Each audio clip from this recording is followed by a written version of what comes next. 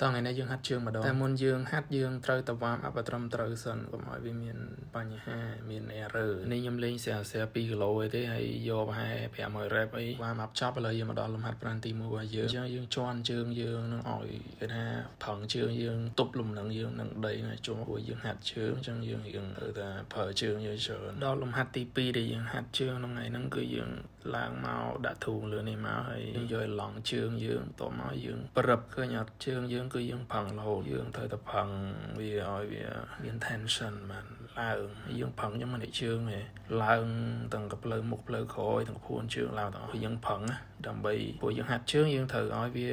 នៅជាប់នឹង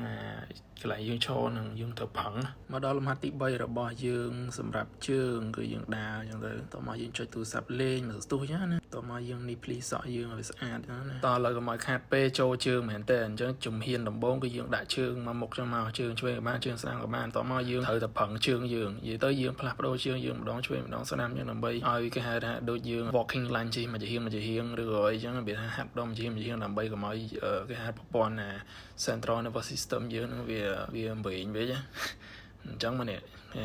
តែប៉ិតយើងមិនមែនទាញឡើងអីទេអាហ្នឹងយើងលក្ខណៈយើងរុញដូចរុញជើងយើងឲ្យវាប្រឹងទៅក្រោមអញ្ចឹងចង់មានតែប៉ុណ្្នឹងទេហាត់ជើងចង់ complete ហាត់ជើងទាំងអស់គ្នាអូខេ peace out